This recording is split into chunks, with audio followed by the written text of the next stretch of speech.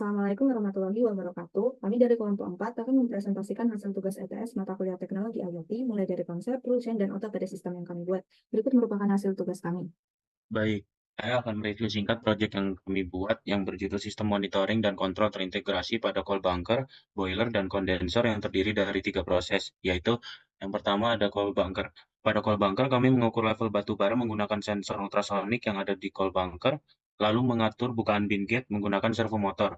Jadi di saat sensor ultrasonik mendeteksi coil-nya sudah menyentuh set point, maka sensor ultrasonik akan mengirim sinyal agar bin gate terbuka. Lalu di saat level batu bara sudah menyentuh di bawah set point, maka bin gate akan tertutup. Proses selanjutnya yaitu boiler. Pada boiler, kami mengukur temperatur pada boiler menggunakan sensor termokopel tipe K, kemudian mengatur aliran fluida yang masuk pada boiler memakai relay. Jadi di saat temperatur uap dari pembakaran pada boiler telah menyentuh set point yang sudah ditentukan, maka servo akan membuka atau menutup. Proses selanjutnya yaitu kondensor. Pada kondensor, kami mengatur temperatur pada proses kondensasi menggunakan sensor termokopel tipe K yang berfungsi untuk memberikan input kontrol pembukaan valve memakai motor servo.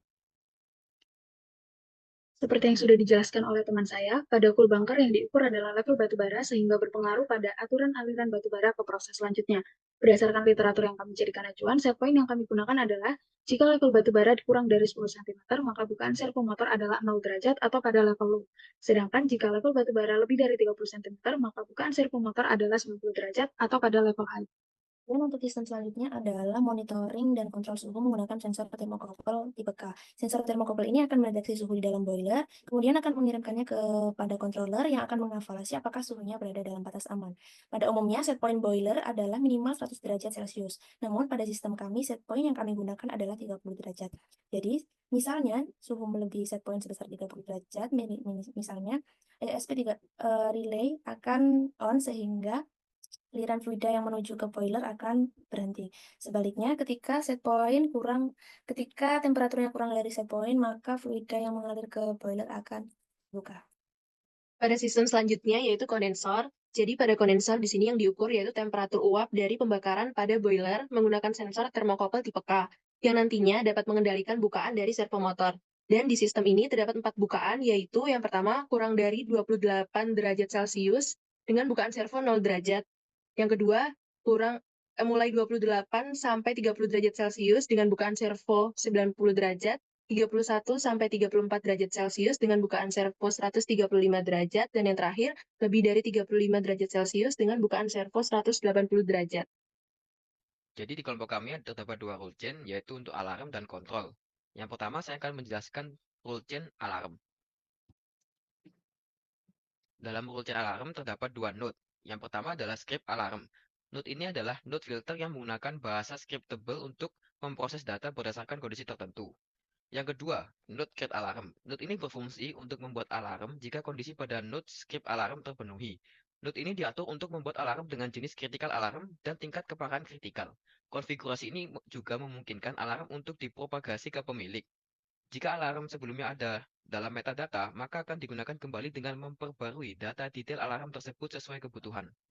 Yang selanjutnya, saya akan menjelaskan tentang rule chain sistem kontrol. Lalu pada rule chain control terdapat 4 node. Yang pertama adalah node message type switch. Node ini berfungsi untuk memfilter pesan telemetri yang diterima, sehingga hanya pesan-pesan tertentu yang sesuai dengan konfigurasi yang diproses lebih lanjut.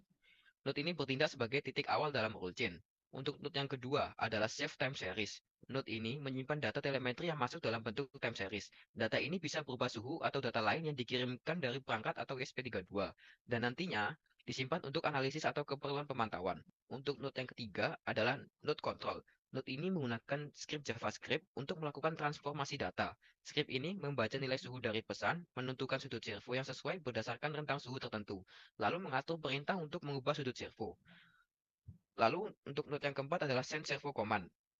Setelah pesan dikonfigurasi pada node control, node ini mengirim perintah ke perangkat dengan parameter sudut servo yang telah diatur. Perintah ini menginstruksikan perangkat untuk mengubah sudut servo sesuai dengan hasil transformasi suhu yang dilakukan sebelumnya. Di sini saya akan menjelaskan tentang otak update.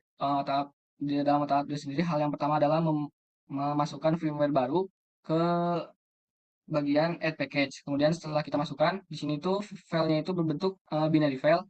Dan setelah kita upload atau add, akan ditampilkan di package repository sini. Nah, kemudian setelah itu, ketika firmware barunya sudah terlihat, hal selanjutnya yang kita lakukan adalah memasukkan firmware tersebut di device profile. Sebagai contoh, device profile yang kita akan ubah adalah Bunker.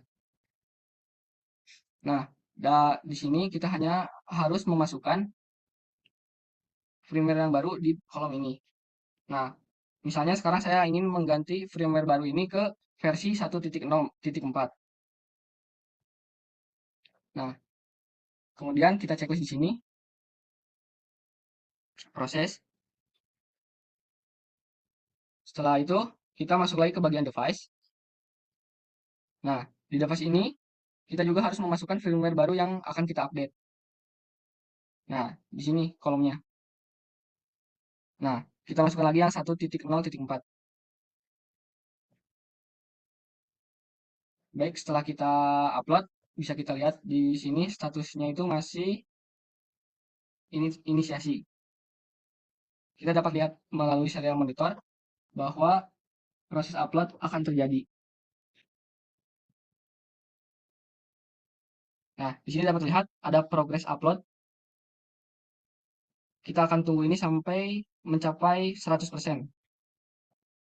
Baik, untuk codingan yang baru ini saya menambahkan bahwa ketika jarak melebihi 30 cm, buzzer akan menyala. Kita tunggu proses ini sampai mencapai 100%. Nah, baik, dapat dilihat sendiri bahwa di Thingsboard-nya ketika tadi statusnya masih inisiasi, sekarang sudah update karena firmware baru sudah kita tambahkan di ESP32C6 kita. Ketika jarak melebihi 30 cm, buzzer akan menyala. Kita tunggu proses ini sampai mencapai 100%. Oke, baik.